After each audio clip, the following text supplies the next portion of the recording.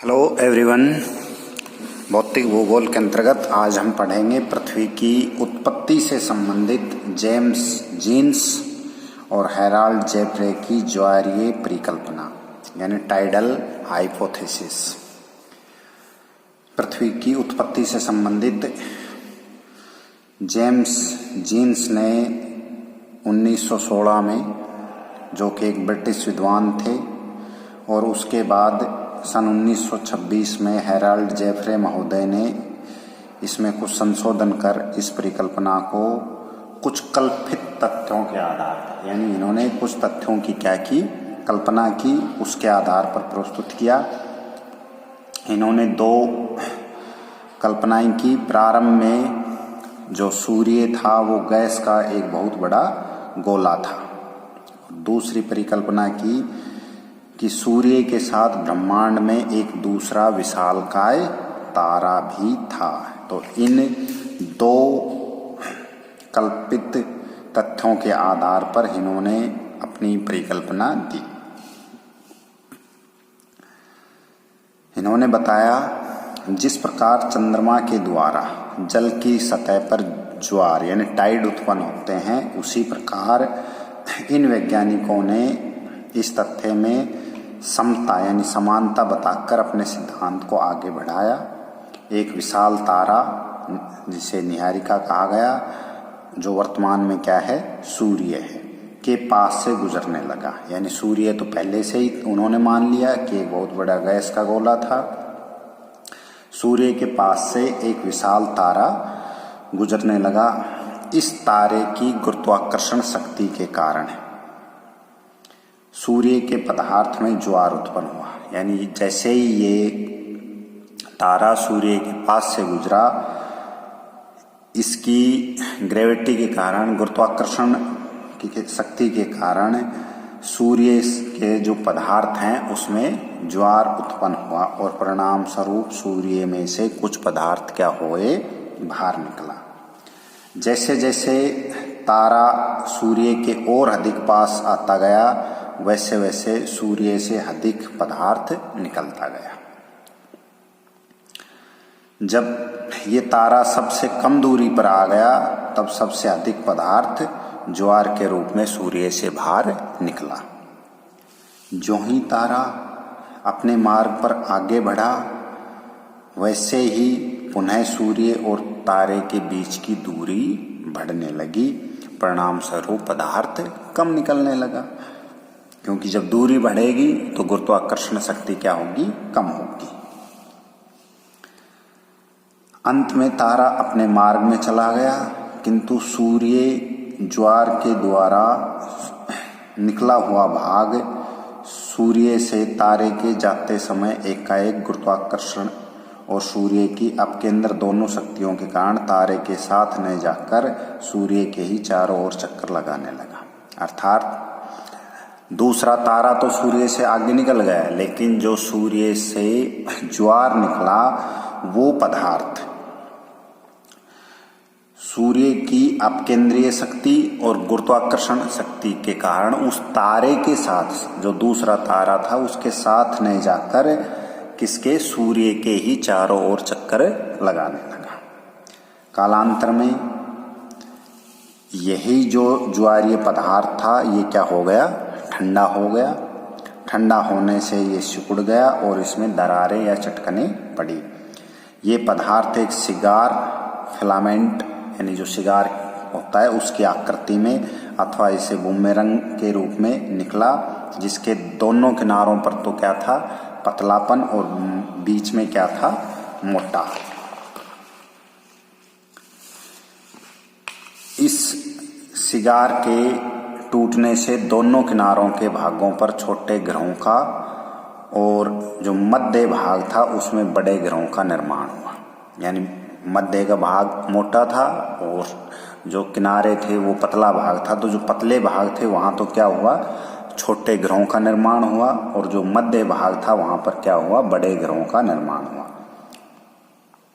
इसी प्रकार बड़े ग्रहों से अधिक और छोटे ग्रहों से कम उपग्रहों का जन्म हुआ। जेफ्रे महोदय का कहना है कि दूसरे तारे के सूर्य से टकराने से उसका कुछ भाग छिटककर दूर चला गया, जिसके ठंडा होने पर ग्रहों का निर्माण। इस परिकल्पना की कुछ विशेषताएं, कुछ गुण या मेरिट्स। विशालकाय जो तारा था उसकी ज्वारीय शक्ति से उत्पन्न ज्वार सिगार की भांति बीच से क्या हुआ, मोटा, व दोनों सिरों से क्या था, पतला।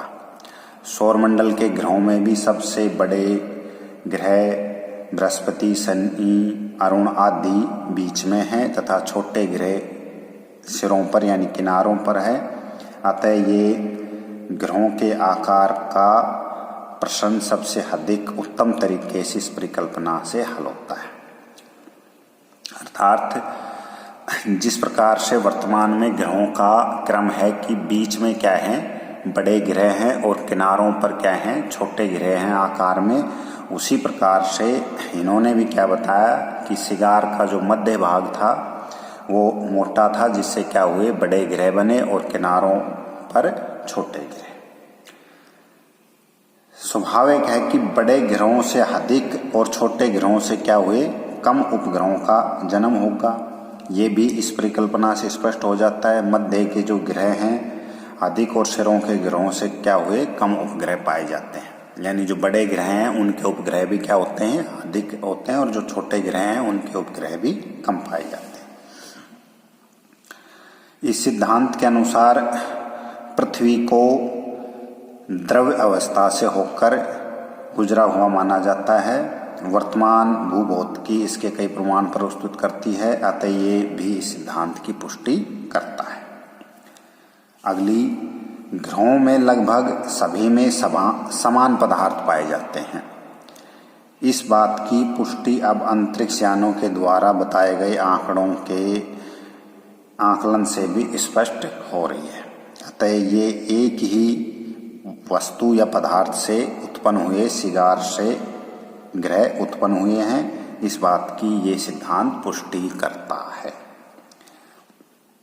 उसके बाद ये विशेषताएं, उसके बाद इस परिकल्पना की कुछ कमियां, जैसे दूरदर्शक यंत्रों के सहारे से देखने से ज्ञात होता है कि एक दूसरे तारे की अंतरिक्ष में दूरी कई लाख प्रकाश वर्ष होती है। एक प्रकाश वर्ष बराबर 9.4 × 10⁻12 किलोमीटर होती है। सूर्य के पास किसी तारे का आना बिल्कुल भी संभव नहीं है, अतः ये परिकल्पना का आधार ही गलत है। यानी सूर्य के पास कोई भी दूसरा तारा आने की संभावना नहीं है।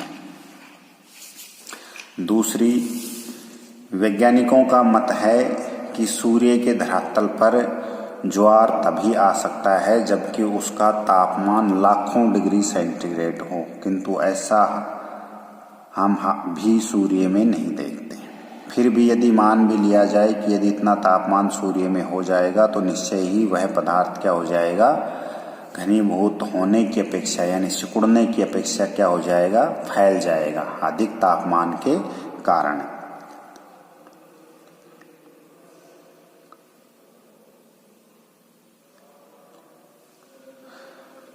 रसल महोदय, पेरिस्की महोदय आदि विद्वानों का मत है कि सौरमंडल के ग्रहों के बीच की दूरी इस परिकल्पना से नहीं समझी जा सकती। यानी जो सौरमंडल के ग्रह हैं उनके मध्य की दूरी, सूर्य और जो कुबेर है यानी प्लेटो जो है उसके मध्य की औसत दूरी 3.67 अरब मील है। ये सूर्य के व्यास से कई गुना हजार अधिक है, अतः ये दूरी न समझ पाने के कारण परिकल्पना अस्पष्ट है। सूर्य के कम कोणीय संवेग और ग्रहों के अधिक कोणीय संवेग को इस परिकल्पना से नहीं समझा जा सकता। जिस तारे ने एक बार ज्वार उत्पन्न किया उसके बाद में क्या हुआ, उससे पुनः ज्वार उत्पन्न क्यों नहीं हुआ,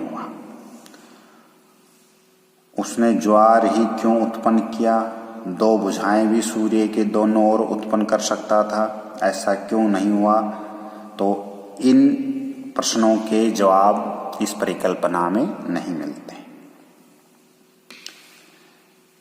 मंगल ग्रह के स्थान पर कोई दूसरा बड़ा ग्रह होना चाहिए था क्योंकि सिगार वहां मोटी होती है, किंतु ऐसा नहीं है। इसका कोई उत्तर इन्होंने नहीं दिया।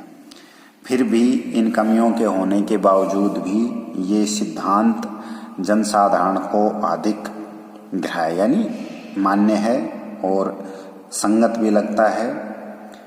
ओटो शिम्ड महोदय ने इसलिए कहा है कि जीन्स की तारे के पास आने की विशेषता वैज्ञानिकों के दृष्टिकोण से असंगत है, लेकिन साधारण व्यक्ति की दृष्टि से वह एक गुण बन गई, इसलिए ये जो परिकल्पना है काफी सही है ओटो शिम्ड महोदय के अनुसार। तो ये थी जेम्स और जीन्स महोदय की टाइडल हाइपोथेसिस।